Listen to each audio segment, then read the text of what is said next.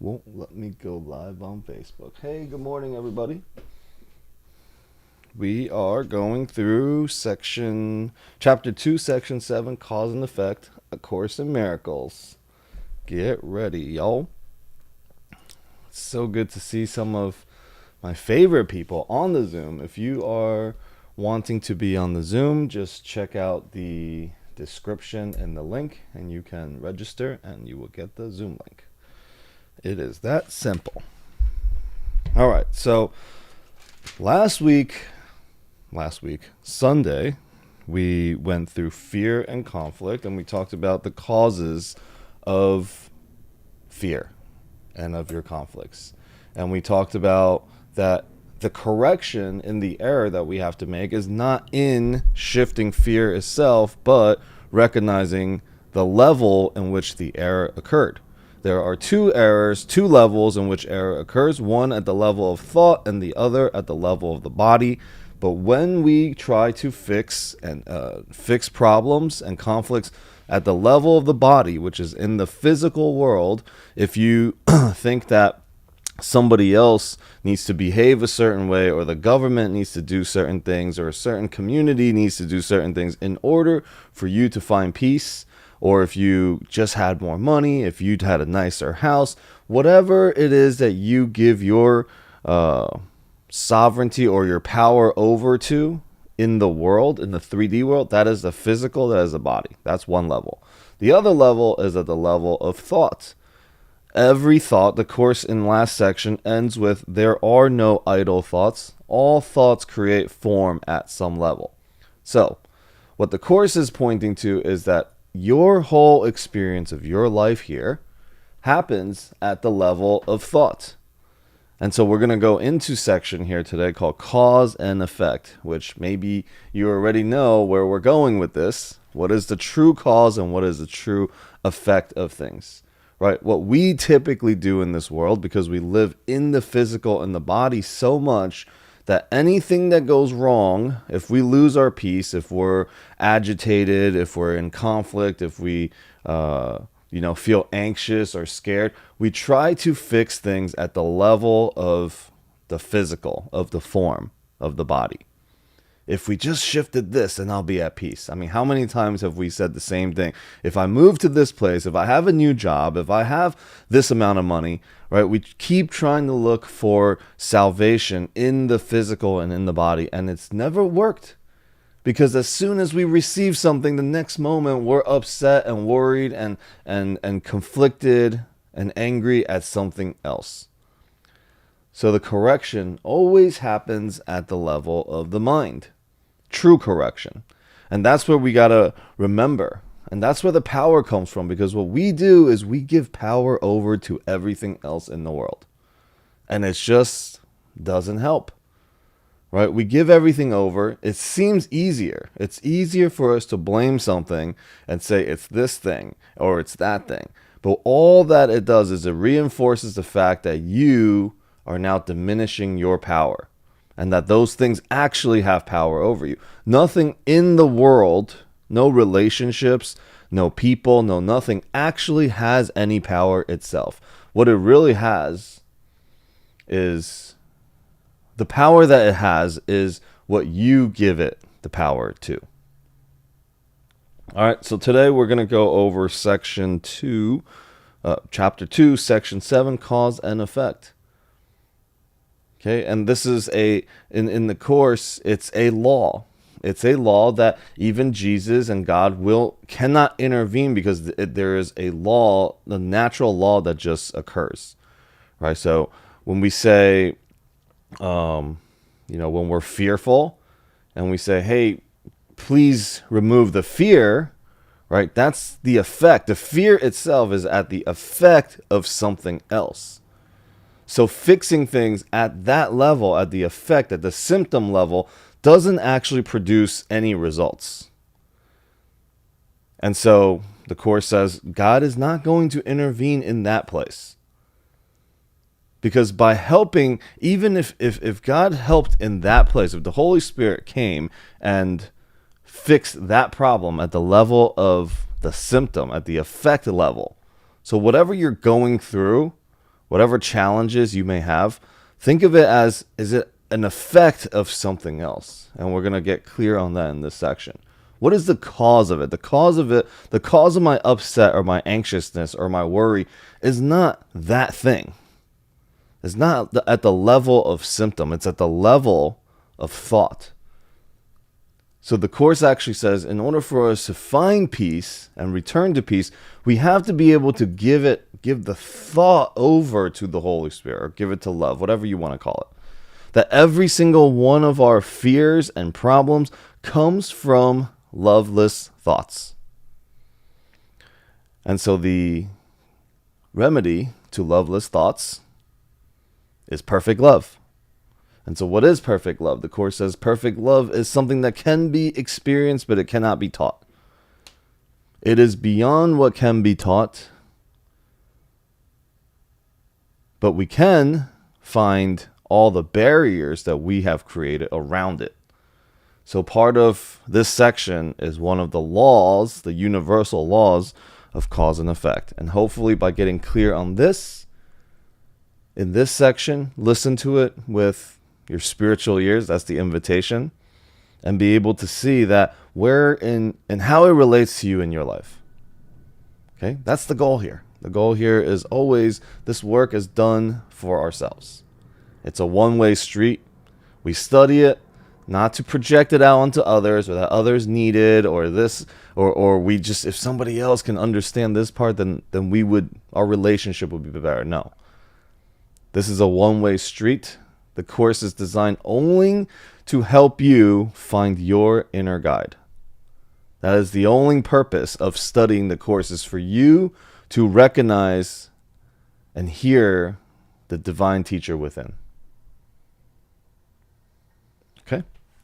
So, before we get started, does anybody have anything they want to share or say? And then we can get started. Going once. Going twice. All right. We're going to get started. I'm going to read this section. As I read this section, my invitation to you again, for everyone that is listening, wherever you are, that it is perfect, whatever you do here. It is also perfect, whatever you don't understand. Try not to actually analyze and understand the words. Try to feel the words, whatever that means to you, right? Like, listen to the words behind the words beyond the words. We're going to close our physical ears. Actually, no, we're going to keep them open, but we're going to listen with our spiritual ears, okay? So, all right. Cause and effect, one of my favorite sections. Here we go. You may still complain about fear, but you nevertheless persist in making yourself fearful. I have already indicated that you cannot ask me to release you from fear. I know it does not exist, but you do not. If I intervene between your thoughts and their results, I would be tampering with the basic laws of cause and effect, the most fundamental law there is. I would hardly help you if I depreciated the power of your own thinking. This would be in direct opposition to the purpose of this course. It is much more helpful to remind you that you do not guard your thoughts carefully enough. You may feel that at this point it would take a miracle to enable you to do this, which is perfectly true. You are not used to you're not used to miracle-minded thinking, but you can be trained to think that way. All miracle workers need that kind of training. Miracle workers, remember, we talked about that 2 sections ago. If you weren't here, there are special principles of A Course in Miracles if you are of a miracle worker. So if you want to check that out, you can go back to the section in about, I think, two calls ago, called The Function of the Miracle Worker. And to sum that whole thing up, the only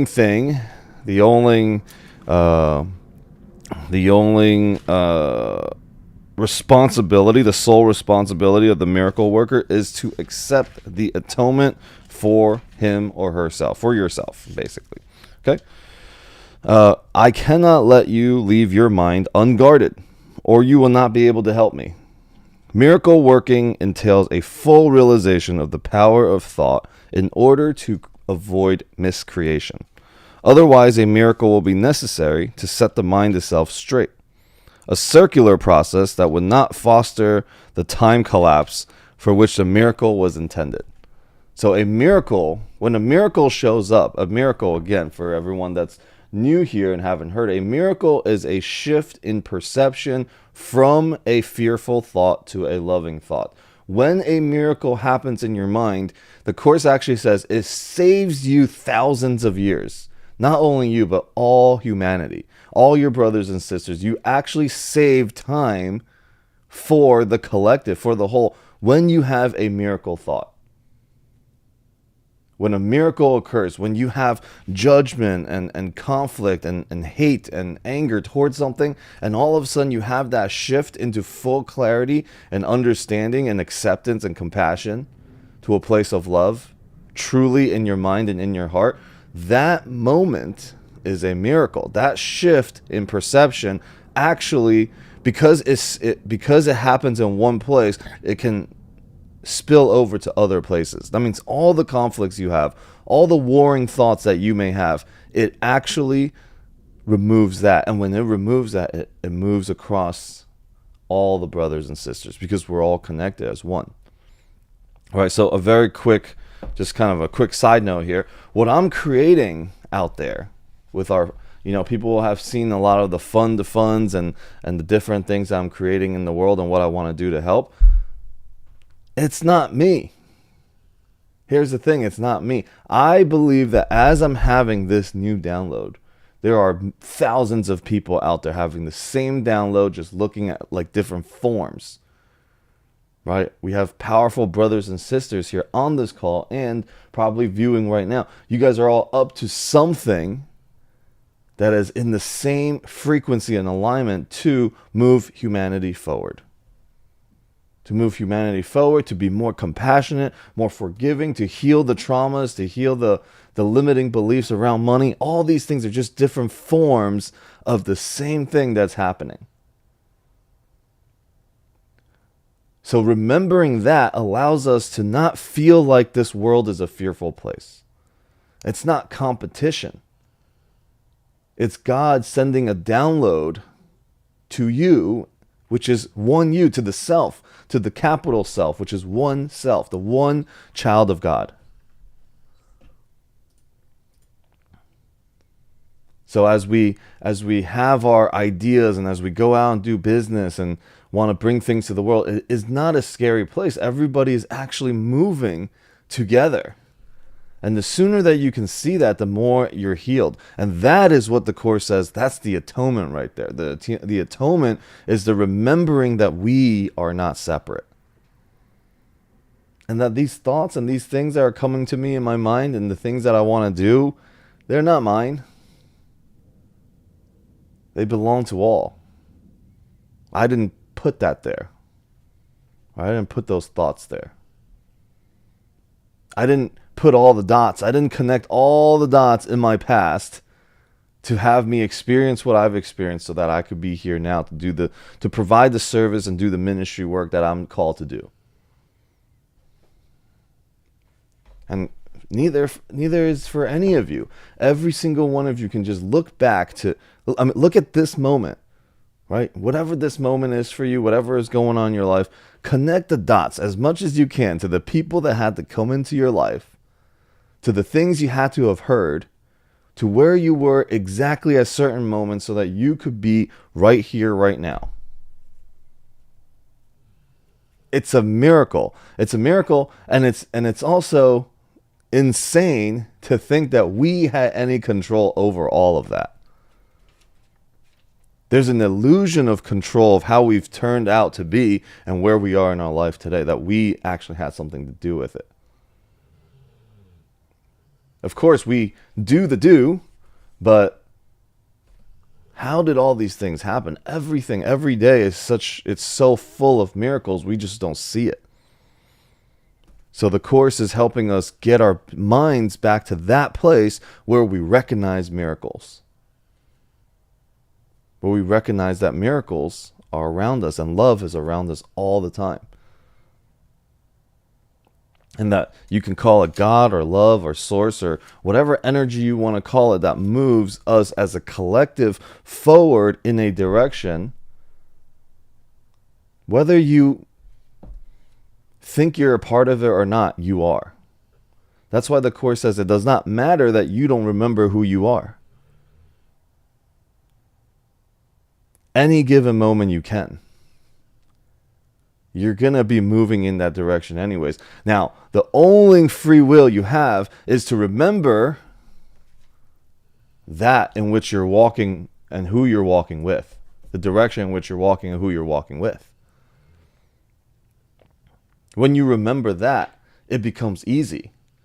Your life just becomes guided.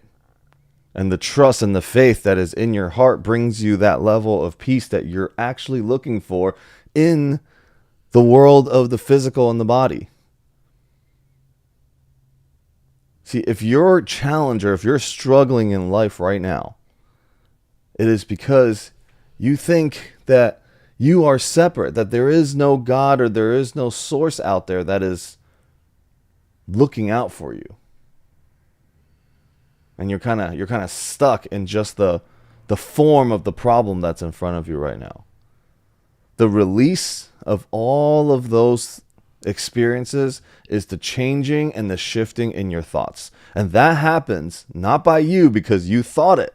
You thought it, you took something from the past, you're focused on the traumas and the stories and the insecurities, the not enoughness, the scarcity. You're focused on that, which brings you to a place of fear and worry.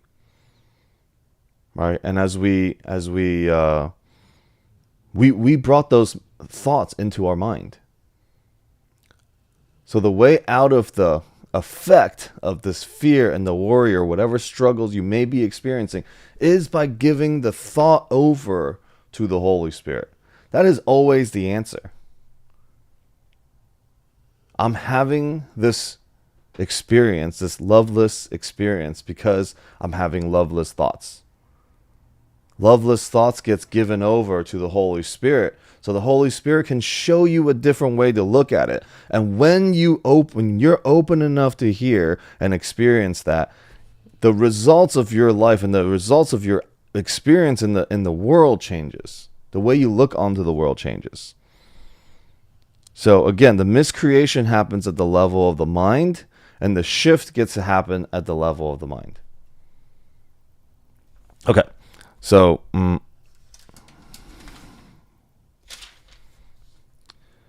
the miracle worker must have genuine respect for true cause and effect as a necessary condition for miracles to occur. Both miracles and fear comes from thoughts. If you are not free to choose one, you would also not be free to choose the other. By choosing the miracle, you have rejected fear, if only temporarily. You have been fearful of everyone and everything. You are afraid of God, of me, of yourself. You have misperceived or miscreated us, with a capital U, which is the whole us, and believe in what you have made. You would not have done this if you were not afraid of your own thoughts. The fearful must miscreate because they misperceive creation. When you miscreate, you're in pain. The cause and effect principle now becomes a real expediter, though only temporarily. Actually, cause is a term properly belonging to God, and his effect is his son's. Is his son, so us. God is actually the cause, the effect is us. This entails a set of cause and effect relationship totally different from those you introduce into miscreation. The fundamental conflict in this world then is between creation and miscreation. All fear is implicit in the second, and all love in the first. The conflict is there one between love and fear. It has already been said that you believe you cannot control fear because you made it yourself, and your belief in it seems to render it out of your control. Yet any attempt to resolve the error through attempting the mastery of fear is useless. In fact, it asserts the power of fear by the very assumption that it needs to be mastered. The true resolution rests entirely on mastery through love. In the interim, however, the sense of conflict is inevitable, since you have placed yourself in the position where you believe in the power of what does not exist. So in this section, these two sections, two things were made clear here. One, the conflict is between love and fear. Okay? And to master fear actually is to give it and assert it more power, right? So there's another basic law here, which is the law of expansion. Where you give energy and your thoughts to, it becomes bigger and it becomes more real to you. So in that case, if we focus on mastering to conquer fear, what it does is actually you're focusing on fear. You're focusing on fear, which makes the fear larger, bigger and more real to you. And it seems like you need to conquer it more. And it's like a never-ending thing. Man, I got to conquer this thing. Then it gets bigger and the shadow work and all of this. Wow, there is so much stuff. It just keeps going and never ends as you give it more power. So the thoughts that you're having right now, if they are fearful thoughts, you will have a certain experience in your body also. See, the body is a device that follows the mind. This is why cause and effect and understanding the level and writing your confusion of level is important, which means the body and the physical follows thought. Thought produces form. That means correction does not happen at the body, but you believe you're a body. You believe in the body so much that everything you do, you try to fix at the level of the body. At the level of the physical, the things around you in your life. We try to fix that. But it comes from the cause is here at this level, at the level of thought. The cause is the level of thought. So there are kind of two different ways to look at this. One is thought and body.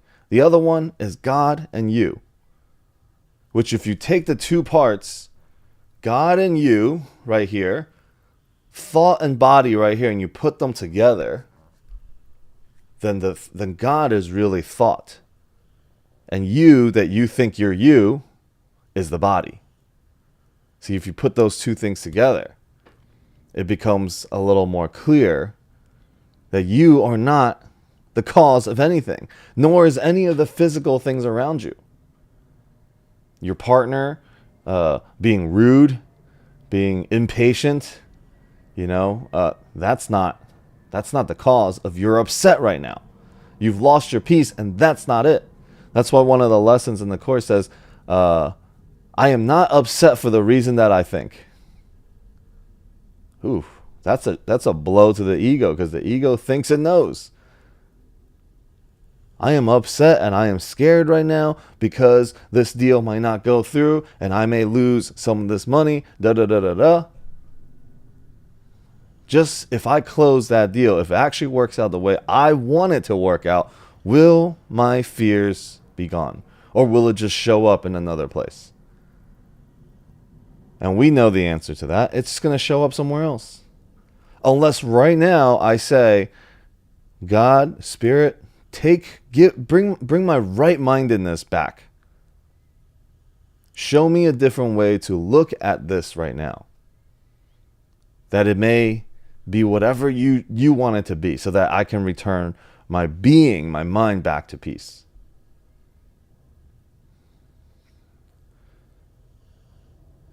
I've said it on a lot of my calls that every one of our problems, every one of our thoughts that has us lose our peace, the only problem there is our disconnection to love, our disconnection to God. It comes to us when we deviate from love, and it returns to us when we return to love. So what we have to ask for in any given moment is not for the effects, for the things to change in front of us, but for my thinking around it to change.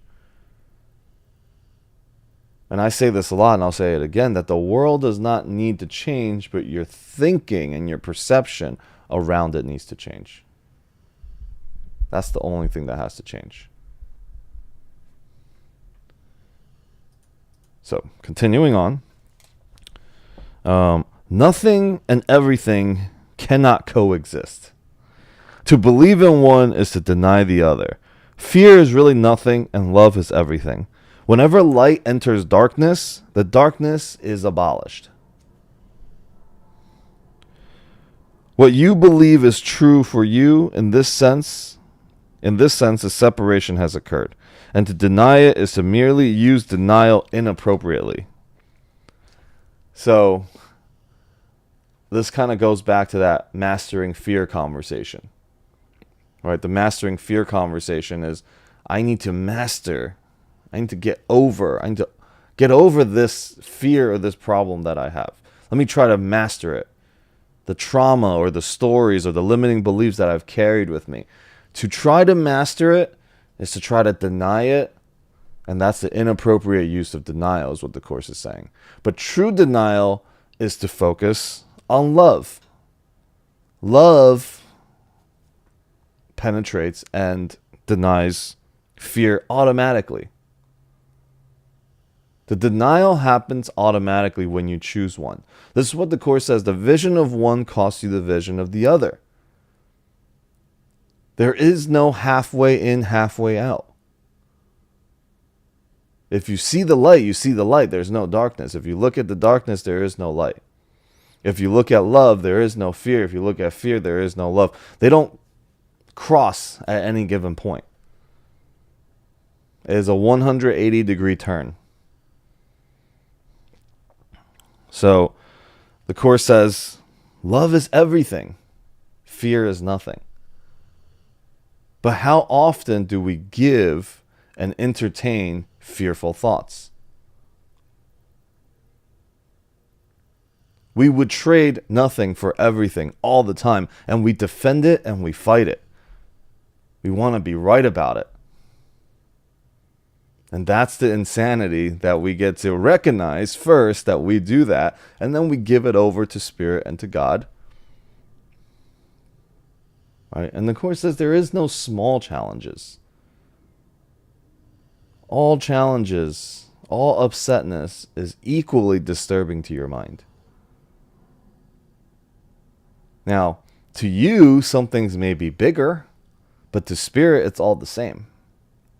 We boil it up, we build it up in ourselves. And each time we choose incorrectly, the next time the stakes get higher and higher. And the chances of us exploding and really just losing it happens, when the stakes get higher. However, the Course says that's also not a bad thing. If we give that thought over to the Holy Spirit, you're like, man, I hear what you're saying, Alex, and I've done it. I let all the little agitations, annoyances build up, and then I just explode. And I feel like I'm completely out of control. See, that thought given over to Spirit is actually, yes, Fraser, correct. You are completely out of control. So where would you give control over to? If you were out of control, who is in control? That becomes the question. And it's like, yeah, I guess somebody else is in the driver's seat. Actually, this reminds me, last week, or on Sunday, the analogy that came through was, you're not in the driver's seat. Okay? Know that you're not in the driver's seat. And can you be at peace with the fact that you're a passenger in the car? It's if we look at the other day, this analogy probably came because I had somebody in the car with me that was just actually not even in the car with me, in the video game that I'm playing. So they're not driving the car, I'm driving the car, but they had a lot of input on how I should drive. It's so funny. I thought that was in real life. That's hilarious. So I'm like, they're like, sorry, I can't help it. I'm a passenger driver, right? Like, and it's probably the same in the game as it is in real life too. It's like, we're passengers. Can we just enjoy and be at peace with God driving the car. In the game, I guess I'm God, right? Because I'm driving the car. But can you just be at peace with the fact that you are not driving the car and just enjoy the ride? But we don't. We focus so much on like trying to be in control even though we're not. Okay. However, to concentrate on error is only a further error. The initial corrective procedure is to recognize temporarily that there is a problem, but only as an indication that immediate correction is needed. This establishes a state of mind in which the atonement can be accepted without delay. It should be emphasized, however, that ultimately no compromise is possible between everything and nothing. Time is essentially a device by which all compromise in this respect can be given up. That is the purpose of time. The purpose of time is for you to recognize that you cannot give up. There is no compromise between everything and nothing. There is no compromise between love or fear. Love and fear. It only seems to be abolished by degrees, because time itself involves intervals that do not actually exist. Miscreation made this necessary as a corrective device. The statement, "For God so loved the world, he gave his only begotten Son, that whosoever believeth in him should not perish, but shall have everlasting life," only need one slight correction to be meaningful in this context. He gave it to his only begotten Son. So it turns out the statement ends up becoming, "For God so loved the world that he gave it to his only begotten Son." It should especially be noted that God has only one Son. If all of his creations are his sons, everyone must be an integral part of the whole sonship. The sonship, in its oneness, transcends to the sum of its parts. However, this is obscured as long as any tiny part is missing. So if you think about a car has a lot of different parts. All the parts are part of the same thing. That is who we really are. Right? The one Son is the car. Right now, the car itself has separate identities about itself than to recognize that it is part of the car. Right? Like the tire itself thinks that it is separate from, the bolts, from the engine, from the pistons, from the whatever, all the different parts of the car. That's as far as I can name car parts. Oh, the windows, the body, the chassis, the exhaust, steering wheel. Right? I mean, that's like we're all different parts of the car, and we're like, nope, we're separate. We do our own thing. Now, the car is still put together. The sonship itself is the car. Just because you forgot that you're part of it does not mean you're not part of it. You can think otherwise. You see, that's why the Course says the atonement is to remember that each part of the car is actually the car. And that's each of us remembering like our role in the awakening. We could remember it for our brothers and sisters. The wheels of the car can remember for the seats of the car that it is part of it. This analogy is going really far. It's really deep and really far. Yes. So, I don't know why I started thinking about cars, but that's where we went. That is why the conflict cannot ultimately be resolved until all parts of the sonship have returned. All parts of the sonship's mind have returned. The parts are all still there. It never went anywhere. The remembering of it is what the Course says. What we're thinking about is the thought, the oneness of the car itself. Another example that I've used in the past is the drop, and we've heard this before. There's probably quotes about this, but it's the drops of water and the ocean itself, right? The drops itself, thinking it's separate from the ocean. See, the ocean is not the drop, but the drop is the ocean. So if you use that analogy and remember. If it thinks itself as separate from the ocean, it will think and perceive the ocean as a scary place. And no matter how much it no matter how much it struggles to fight, it will go where the ocean takes it to.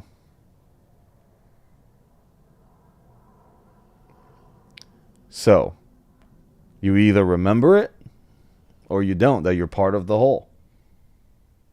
That you, as an individual droplet of the ocean, remembers that you are the ocean. And then you can just ride the waves with joy and zero resistance. And that's our life. That kind of sums up our life right there. The sonship as oneness transcends the sum of its parts. However, this is obscured as long as any parts is missing. That is why the conflict cannot ultimately be resolved until all parts have returned to the sonship. Only then can the meaning of wholeness in the true sense be understood. Any part of the sonship can believe in error or incompetence if he so chooses. However, if he does so, he is believing in the existence of nothingness. The correction of this error is the atonement. So the atonement, again, is to remember the one, the wholeness, the whole. I have already briefly spoken about remedies, but some additional points might be helpful here. Readiness is the only prerequisite for accomplishment.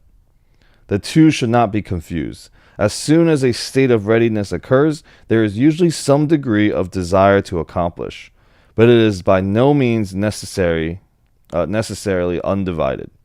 The state does not imply more than a potential for a change of mind. Confidence cannot develop fully until mastery has been accomplished. We have already attempted to correct the fundamental error that fear can be mastered, and have emphasized that the only real mastery is through love. Readiness is only the beginning of confidence. You may think this implies that an enormous amount of time is necessary between readiness and mastery, but let me remind you that time and space are under my control. So this is like God, this is Jesus, this is Holy Spirit telling us that time and space is not under your control. From readiness to mastery could be an instant. Now, that challenges everything that we think about this physical plane. All right, so that is the cause and effects section. Really, the takeaway is to recognize where cause really is and what effect really is. And so that we can correct the error in the right level, at the right place. Cause and effect. Okay, so open for thoughts. What do you guys hear? What do you guys think? Any questions? Anything anybody wants to share about anything? Anything you want to bring to the table?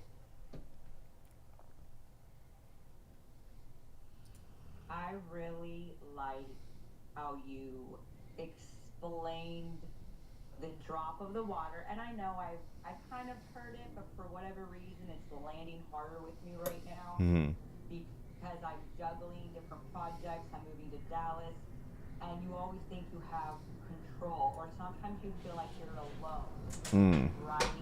And so, especially, which is the biggest reason I'm moving from California, I don't really have the community I used to have there. And to hear that, okay, you're a droplet, so myself, I'm that drop of water. But the whole, my community, the world, all of us as one are the ocean. So I'm not technically alone, even though most of us who are entrepreneurs, and I work 100% from Northern California, I feel alone a lot, and Mm. sometimes you get lonely. You're like, damn, um, and you get frustrated. So that kind of, and I think I have control. Like, I plan this out. Okay, this is what we're gonna do with this. And then when things don't work out, I try to keep my mental space as, okay, well, God has a plan for me. But I loved that Mm. because leaving corporate and then focusing on the businesses and leaving a 6-figure job where you're pulling 15 grand a month of commissions and now going off savings and like 3 grand a month, that's a shift, y'all. That's a shift.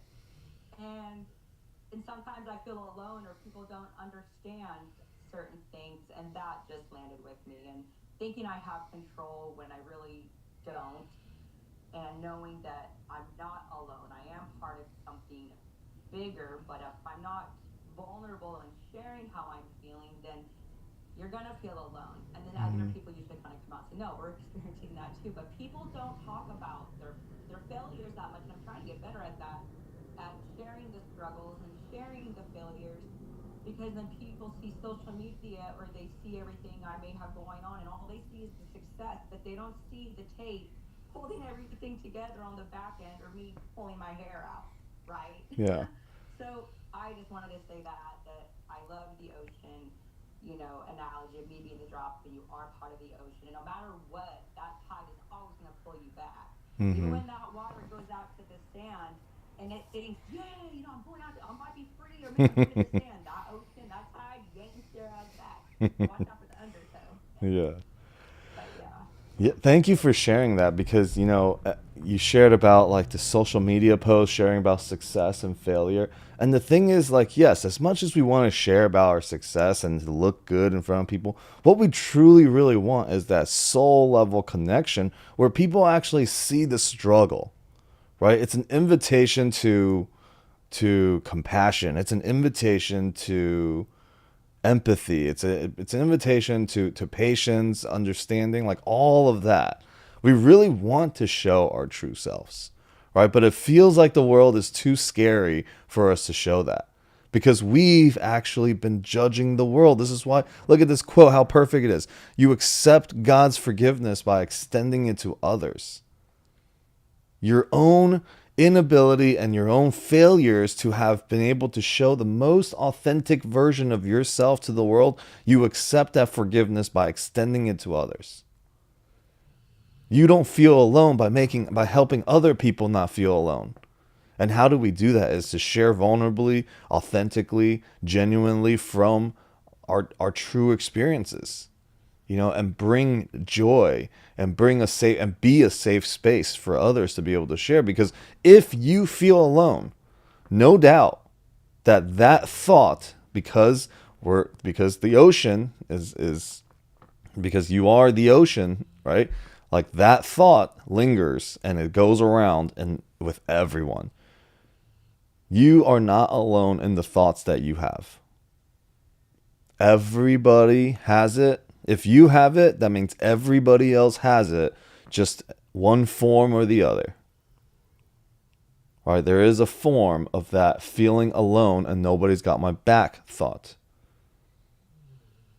Again, the remedy to that is to remember that God, this is not a meaningless world. This is not a world where you are not being cared for or taken care of. Everything is working for you. And maybe it's not like you individually in the moment. It's kind of like let's go back to the car analogy for a second. Right? The car the forward movement, the health, the wellness of the whole car itself. Right? Maybe at any given moment, maybe the tires are taking brunt of the pressures right now. Maybe a different part of the car is feeling, is taking the brunt. But it's for the healing of and the wellness, the goodness of the whole itself. When you know that you're a part of it, that means your struggles and your challenges is not isolated only to you. That as you remember that you are a part of the whole, that you are not alone, that brings you a level of peace that can overcome all fears and separate individual aloneness that you feel. See, that's probably the root cause of a lot of things for us, is that we are going through it alone. That nobody has my back, nobody understands. This is why in relationships, the number one thing that a man wants is to be recognized and acknowledged. Is to be seen and heard like we matter. And then what's the one thing that a woman wants? Is to be seen and heard and to be understood. And so if both, I mean, it's the same thing that we all want. Is to feel like our voice and our life and the things that we do matter. So we can extend that to others. That's the way that we see it. It's not, we can't expect others to give it to us. The way that it works is we want the acceptance, we want that connection to feeling that God has our back. Then all of a sudden, nothing else that happens here really can hurt us. So I've been playing some, whenever I get stressed in my life, I start playing a little more video games. And it's funny because in video games, I learn a lot about reality and I guess the virtual world. Right? Like things that happen in the virtual world, it's not that serious. But I do lose equal peace over it. So I've mentioned this before in the past. One of the places that I practice A Course in Miracles a lot, that it really, I see where I need to practice, is in competitive spaces. Okay, I lose my shit and I become like some tyrant or whatever. You know, in basketball, I multiple times almost getting into physical fights. I'm like, dude, how old am I still trying to get into physical fights? Right? 2, video games. We were playing a game last night, and you know, as much as I'm like, I want to help teens and work with teens and you know, help them find their place. Oh my God. Like this one kid last night, just so bad that I was losing my shit over and over. And I was like, oh my God, here, A Course in Miracles. This is a great moment. And I go into, okay, thank you for this opportunity. I'm just going to shut up now. Or I keep interrupting myself. I have that opportunity. I see so much. I brought a lot of value for myself playing the game. You know, and it helps me look at things in the world too. It actually prepares me to be better, more tolerant, more patient from these games because it puts you in a little box. Yeah, exactly. Let me lead with love. And I'm over here like yelling at a little girl. I don't even know how old she is, but you know, I was like, that's it. No more. I can never ever play with her again. But she's my teacher in the game. And so how does that translate over to our life? Right? Like we try to avoid the things. Oh, okay. Eric says 18 years old. All right. Well, same. Right? I mean, the exact avatar that I'm trying to inspire and lead and help, I'm over here doing the complete opposite in the video game. So it's great learning, great lessons for me. Like I literally laughed at myself last night for losing my shit over an 18-year-old girl. Because I get so competitive, right? So in those spaces, like, but the competition, like winning a game, like it isn't even real. Like what does it really get me? But I was willing to throw away peace for a video game crown for winning at the end of the game. Like, so that's nothing. My peace is everything, and I chucked it away for nothing. This is what we do in life. If we take this video game example that I have right now and bring it back to our life, where is this like illusion of winning? Right? Like I go play pickup basketball. Like winning is so important to me that I'm willing to bully and shame and guilt other people over it so that I lose my own shit and I get upset and I get angry and then I play worse and then we lose. So really, like where's the correction that gets to happen? It is not in the physical. It's not in the results, the effects of, do I win the game, right? Pickle basketball. Yeah, Isn't that what you said? You were playing pick up basketball, pick up. So a pickup game, which is just people coming together. Good lord. I was like, what the hell? I barely understand what pickleball is all about. I was pickle basketball. Okay, my bad. We made our own game. But that's the insanity. That's the definition of our insanity right there is we throw away everything for nothing. We throw away the relationships we have with people for nothing. Right? To be right about something. That's nothing. To be right is nothing. The love between you, the ability to recognize love or a call for love in the relationship right there, to be able to call forth the greatness in the other person, to remember for your brothers and sisters, that's everything. So that you may remember. Yeah, protecting, I guess. I guess. See, Alex is trying to provoke me today. That's what he's doing. That's what you're doing right now. And unfortunately, I felt like you talked to me like they're willing to throw relationships over nothing. But if you cause me more stress than happiness, and you're more of an anchor than a buoy, I'm out. I unfortunately am that person that I will just cut you and keep you at arm's distance, and that's it because my peace is worth more. So maybe I'm in the wrong, whatever. You're not in the wrong. You're not in the wrong. Nobody is wrong here, right? Because none of that stuff that we're doing, it's all part of the illusion virtual video game. You can cut somebody out or not cut somebody out, doesn't even really matter. At the end of the day, do you have your peace? Right? And we talked about actually in the last couple chapters, sections about magic. Magic is this person is robbing me of my peace. Well, all you did was you gave this person the power to rob your peace. Your peace actually can't be robbed. The fact that you think your peace can be robbed actually makes you become more vulnerable and more intolerant and less patient. That's what you're saying you are, right? That's what you're basically saying. So, when we look at these relationships, right? As long as it brings you peace. Now we talked about magic. Magic is temporarily giving this world, this physical world, some special powers to give me temporary peace, because in the space of peace, or maybe I have to be distant, not talk to this person, cut them out, in order for me to be in a less fearful place so that I may have the opportunity to awaken to the truth.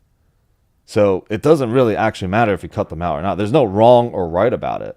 Like when I say I guess, I'm not saying you're wrong, Brooke. When I'm just like maybe, because I know you're like lawyers. It depends. It depends.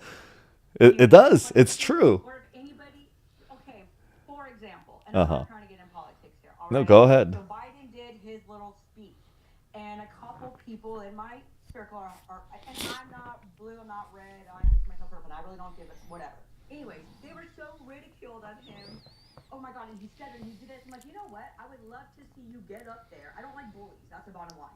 People who are nitpicky and haters and like, oh my god, did you see that? I was like, you get up in front of millions of people and give an hour and a half speech and not flub up. Uh huh. Like, stop hating on people, dude. If I don't care who's up on stage, I don't care.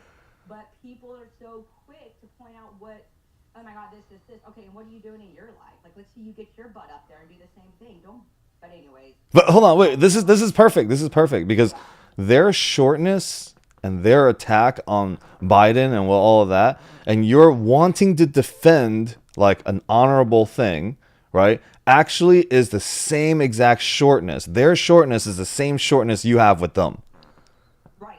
So it's interesting because it's just a complete extension. It's a different form of the exact same thing that's happening. But for me, and I know this is my ego talking, I feel my form is better because I'm not ridiculing a human. And I don't give a crap if it was Trump up there regular. I don't give a crap. The problem is somebody's up there talking and all you want to do is criticize what they did wrong. And it's like, oh, and you're so perfect. Like, and I usually just remove myself, but when people are nitpicking other people or just And I'm like, you know what? I'll just remove myself. Or like, oh, let's go hang out. I don't like them. They're annoying. All they do is gossip about people and they bitch about everything. I don't want to be around those people. Mm-hmm. So it's, yeah. Yeah. So I got you. Choosing not to be around it is completely fine, right? But Yeah. the attack in our mind, we can't escape the attack ourselves, right? It's like to be able to look at this person as, oh my God, a teacher to show me how I just responded. See, the relationship begins to change, and then gratitude starts to come in. So instead of seeing this person as, I can't stand them, they're quick to judge, they're just pointing out for you where you are also less tolerant and less patient. Because our entire plan and what we're doing here is to actually recognize our own capacity to love, of who we truly are. Right? So they've just shown you a spot in which you get agitated and triggered. Oh my God, thank you so much, teacher. Like, that's what I was doing last night. This little girl, right, just will not listen and does her own things and decides to run off, and we die because she dies. Now I'm blaming me dying. See, I'm like, I remove my own responsibility for us losing and me dying because she ran off.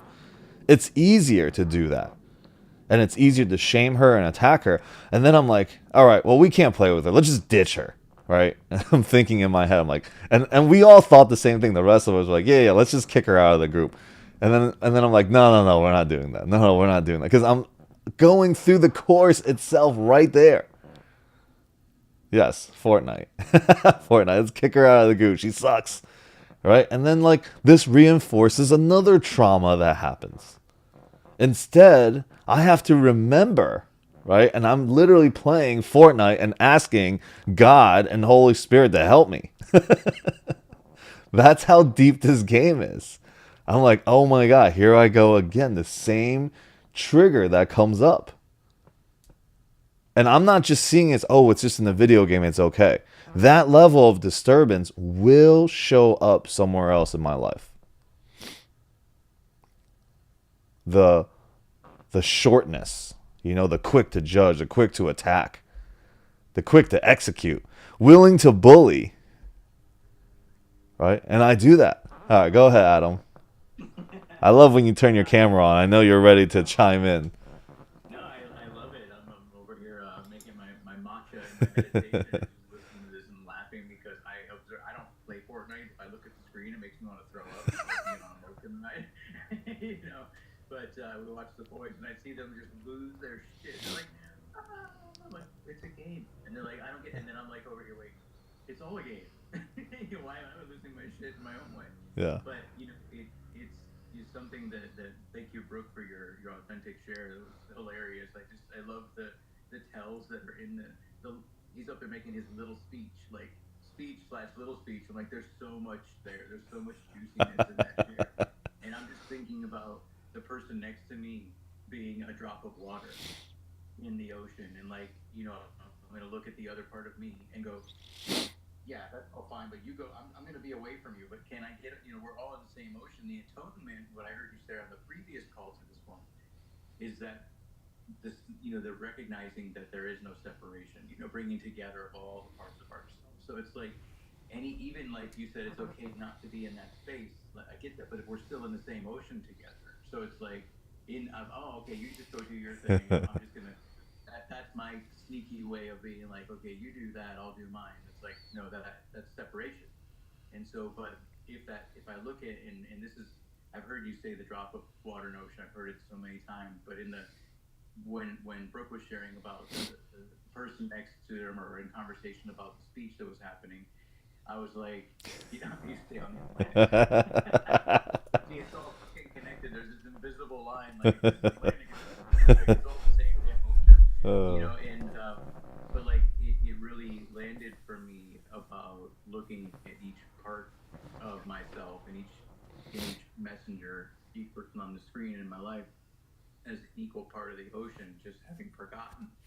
And then there's that competition and separation and so on. And immediately this flood of awarenesses of full in my life came through, and this kind of like fire burning within my belly of creating whatever it's going to be, to bring that awareness into being in the business world and other places and relationships. And we're all a same part of the whole, but like it's just something that got tickled awake in me. And I just want to say thank you for the conversation, because the ocean reference, which I've heard before, and then Brooke's share had me be like, well, if I'm just a drop of water seeing another drop of water do a speech on stage, and I remove the Bidenness, and I remove the whateverness, and the Fraserness, and the Ericness, and the Alex, and realize that we're all just that same drop of water. We could make a Disney movie about that, right? We're all just drops of water. I'm sure that'd be great.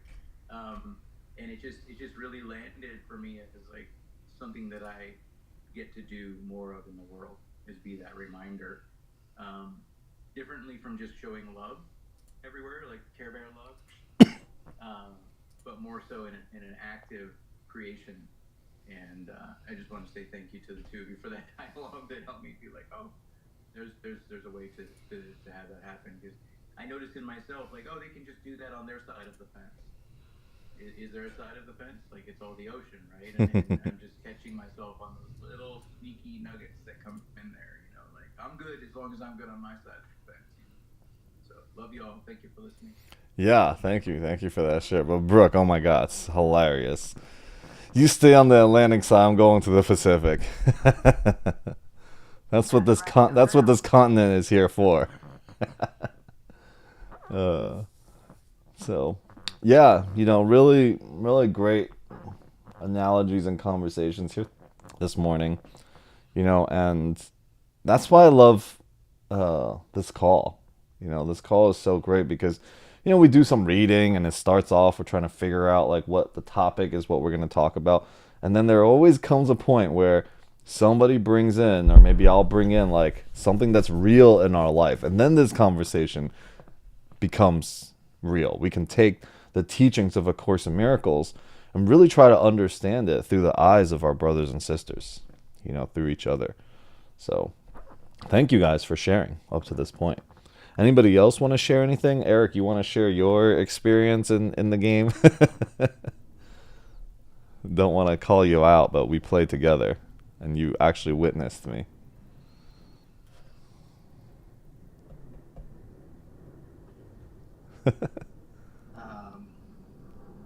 Yeah, sure. That was that was fun to see it coming from both you and my cousin. And like, I know secretly each of you wanted to kick her out of the team, and not so secretly. And but nobody, like, both of you were very patient, and knowing that this is just like another version of us. Yeah. Like I could see a lot of me and her like 20 years ago. Like it's just like, so why would I be angry at myself? I know, it's funny. I texted you. I was like, I'm trying to ACIM this shit. Oh my gosh. Yeah. I don't know. I think it's great to see lessons everywhere in our lives. It is. And to be playing this game and having that experience with you was pretty awesome. Knowing that we had the call in the morning. Yeah, exactly. You reminded me. You're like, we have the Course in Miracles call. I was like, oh shit, I better get my shit together. I'm over here like yelling at this girl, and oh my God. Me too. Yeah, and we were like, we're deleting her from our friend list, and she'll never find us again. But you know what? She's a teacher. I need to get back to the reminder. I need her to come back and play. All right, Nelson. Not a leader. What are you stealing, Brooke? What part? What did I just say? I forget. I got an ACIM this shit. Oh. Yeah. Because I always tell myself, like, when somebody gets me all irritated, kind of like that's my lead with love. And I'm like, lead with love. Or I'll just go somewhere and chill. And yeah. So I like it. Yeah. I say this all the time. I'm like, okay, I just got A Course in Miracles, this thing. Now, because I've said it so much, when I get triggered, me and my wife get into like an argument or something. She said, just go A Course in Miracles, that shit. And I get triggered from the fact that she tells me to do that. So, I don't know. There's just so many insane thoughts that we have and insane experiences, and we all forget, and then we remember, and then we forget. The Course says none of us is in that remembering state all the time. None of us. Does not happen. If you're a body, not Sadhguru, not anybody that is a guru, any gurus out there, right? Not anyone is fully in the awareness all the time. But we forget, and then we remember, and then we forget, and we remember. So, okay, let me pull a card, because I'm all about card pulling now, right? You guys witnessed it on the last call. I ordered these things. We sit in some cool ceremonies. And people always have cards. I'm always like, man, they're so cool. All these tarot cards, people, and everyone's got their own methods. Like, just shuffle the card until a card falls out, or just pick a card. I don't know. And so let's just, now I'm a card puller for our group.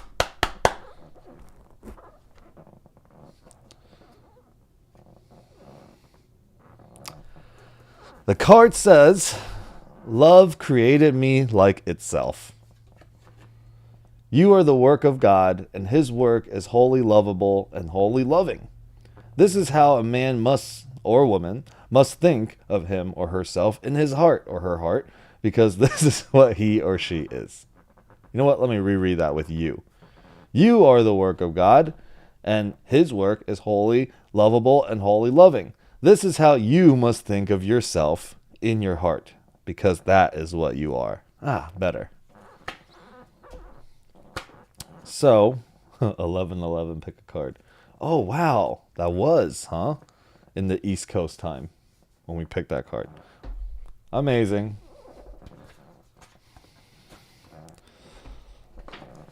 What else? We got a little bit more time. Who wants to chime in? Who wants to share? If you're on socials, you can also share. Up early working on this. Word.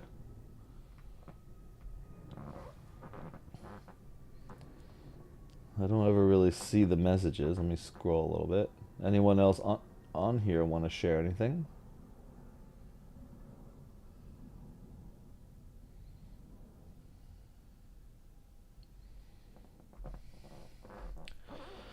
Okay, well, let's see what Marianne has to say about this, because she's always got something to say. A Year of Miracles, Marianne Williamson.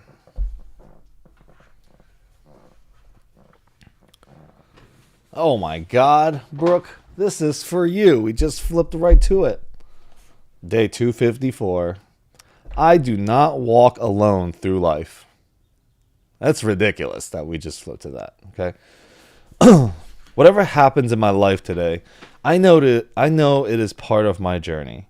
If I'm happy, I will not take my happiness for granted. If I'm sad, I will remember that times will change. If there is conflict, I will pray for a miracle. If there is fear, I will pour forth my love. Every moment is part of a divine curriculum, and I do not wish to avoid its lessons. I open my heart today to the fullness of existence, praying to receive its blessings no matter what they are. I do not walk alone through life, for God is within me and around me. I am blessed and protected in all I do.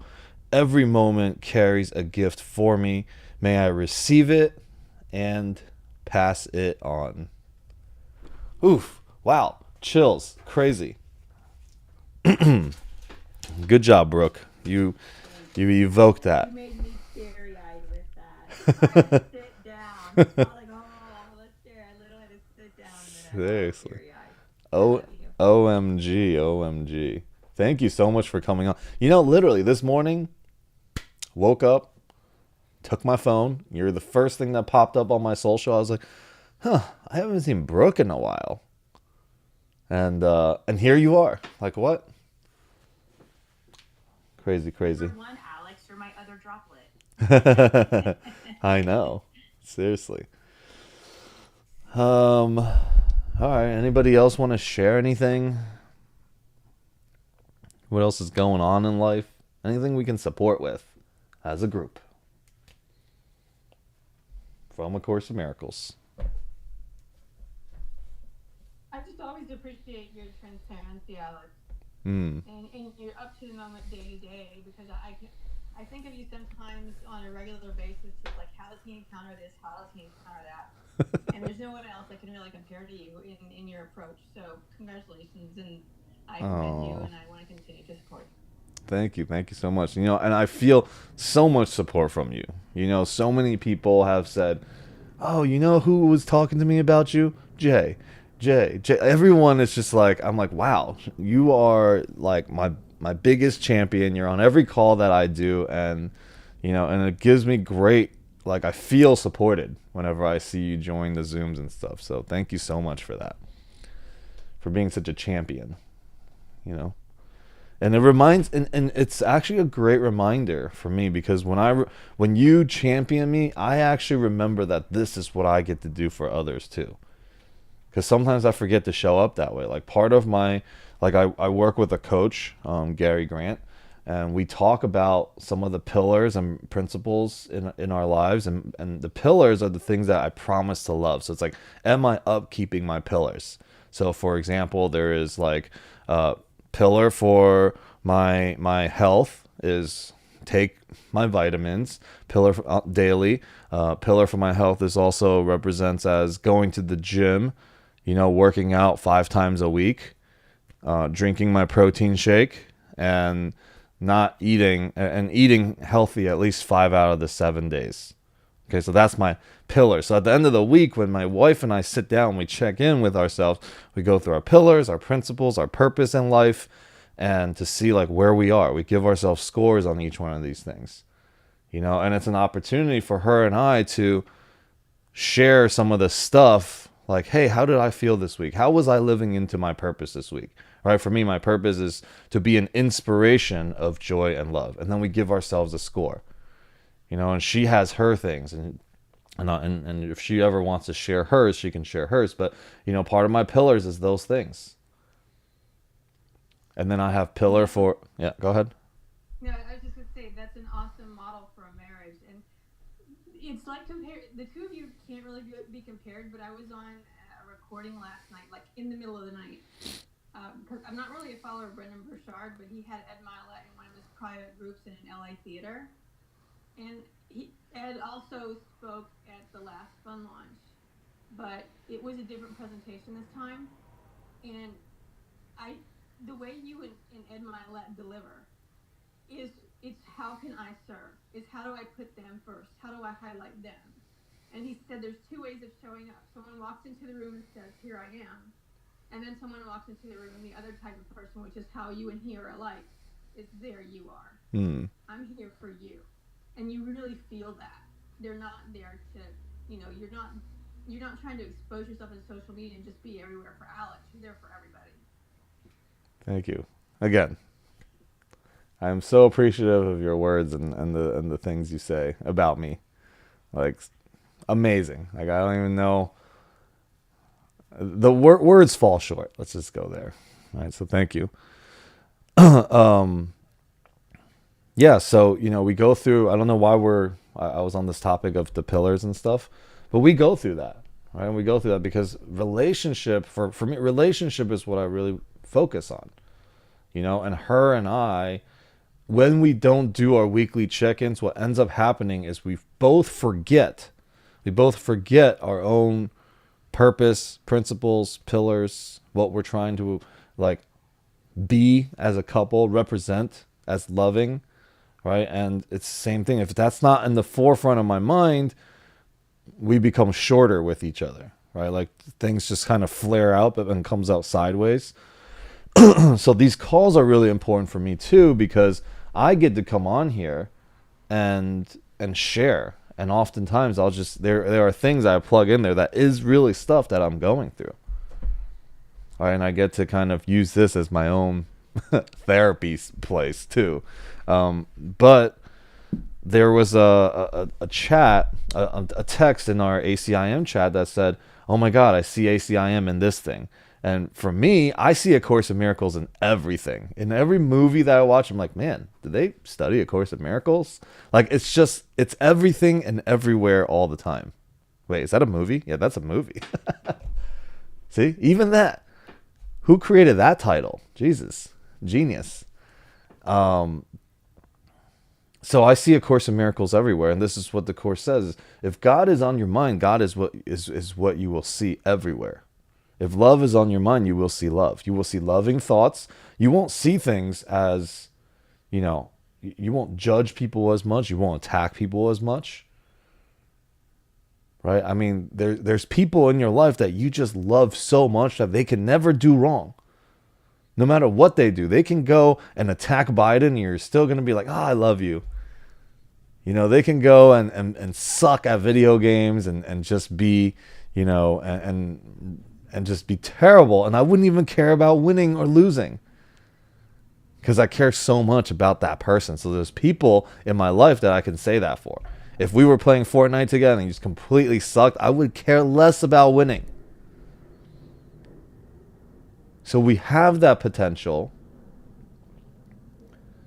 We can do that for our brothers and sisters. And if we can and we have the potential, then why don't we? Why are we willing to throw away everything for nothing?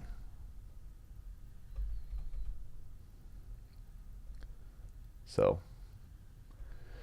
I just want to say that A Course in Miracles and you have helped me with patience of having my 16-year-old drive. oh. Yeah, so it's funny because I even use the analogy, he got cut off, and I'm trying to tell her, like, if people are writing out, there's even a be patient sticker on the back of our, vehicle. And I was like, how do you, she's like, they're on me. She starts getting all nervous, and I'm like, Mama, I go, what if they have to go number 2? They're racing and they're crowning, Mom. Just move out of the way. Because I remember your story. Oh, man. Instead of getting road rage and getting angry, how do you know there's not an emergency? They're delivering a baby. He has to go number 2 so bad, and he's just not going to make it. And I was like, just think of yourself, okay? Because teaching a teenager how to drive is scary. So I told her, just don't, who cares about everybody else around you? Literally stay in your lane and let them pass you. If they're that impatient, let them pass you. They probably have to go poo. Like, don't worry about it. So thank you. I'm glad that example serves. Of all the things that we've talked about on here. Yeah, there's certain things that you say that just hits me. I'm like, oh my God, this would be great to explain it to my kids or my husband. Okay. Oh, it's so funny. All right, so a couple more minutes here. Love to just continue this conversation and maximize the time that we have here. Let's see. Hello, everyone.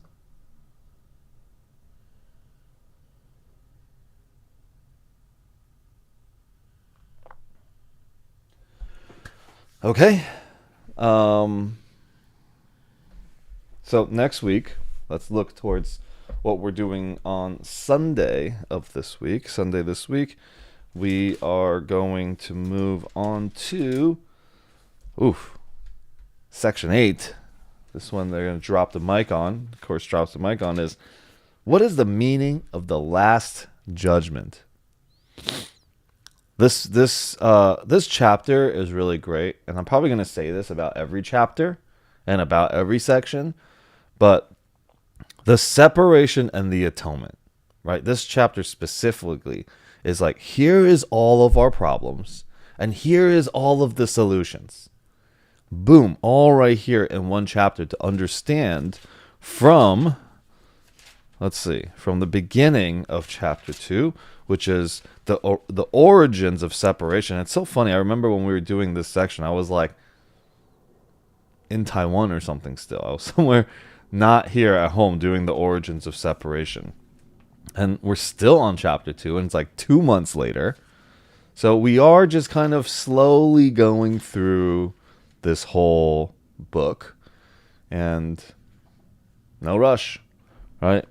If we can grasp little parts of the course, throughout the text itself, anything that we can really land with, right? So for Brooke, it just, what landed was when I had my accident in when I was driving, and and she took that, and it helps and it serves. So, grabbing any parts of the course, like that little thing itself, teaching you about patience and teaching you about how to be there for another human being, for a brother or sister, for your daughter, like that's teaching you right there. That's all you need to know everything that the course is trying to teach you. Just that one example, that one line. So on these calls, like, what can you take with you, right? What is a small shift that you can take and add to your life that isn't so drastic that it's very easy to do every day? I look for random little things that I can do every day. Like, I started brushing my teeth with my left hand instead of my right. I don't know. It's supposed to do something for your brain. And it's just like a fun thing that I do. I don't make it super serious. If I forget to, if I'm in a rush, I usually use my right hand. But it actually brings some sort of awareness and being in the moment when I use my left hand, because it's super awkward. Like, next time, try to brush your teeth with your left hand, or do something, use chopsticks with your left hand. That's a fun one. Ed Milet said the same thing last night. He says, this is what I charge the big bucks for, and you guys get it free. But I also heard Jim Quick say the same thing. What? He said, like, when athletes are forced to use another, their other side rather than their dominant side because of an injury, and I've experienced this as well, but you do it deliberately, you cannot stay in your old patterns. He calls it scrambling in your brain, in your neuroplasticity. Oh, interesting. And when you open that up, you can entertain new thoughts and go to a new level because your brain isn't following the same pattern. Oh, that's a great way to put it. I was just thinking that left hand, somebody said, like, when you use your left hand, it works your right brain. And if you use your right hand, it works your left brain. I was like, oh, let me start using my right brain a little bit more and see what that's like. But that's a great way to put it. Awesome. Interrupting past thoughts. Yes. Sorry, Alex. No, Yeah, please do. Sure. Like, if you do, like, I think it's 5 different activities in a row with your left hand over your right hand, it makes you smarter. So the more things you can do with your non-dominant hand, like in a row, like consistently, it grows new pathways in your brain or something. I don't know, worth trying. I did it for a while. I thought it did something. Yeah, but it's joyfully doing it, right? Like, we don't need to put a lot of pressure on it. It's just joyfully doing it. Like, I was in Hong Kong with my aunt and my mom, and I just got everybody at the table to start using their left hand to use the chopstick, and everybody's like having so much fun trying to like pick up little things. Like, everyone became like little kids again. So what you said, Jay, actually is great, because when I was there, it was very intense about money, about where the what's it called, the inheritance of my grandma was going. I was like, this is 7 years later, we're still doing this thing. And then, like, at dinner, at lunch, I was just like playing with the chopstick with my left hand, and I'm getting everybody to do it, and we're all like competing to see who can pick up the smallest thing. Like, it was so funny. It produced a lot of fun over there. So yeah, I guess that's true. Good point, Jay.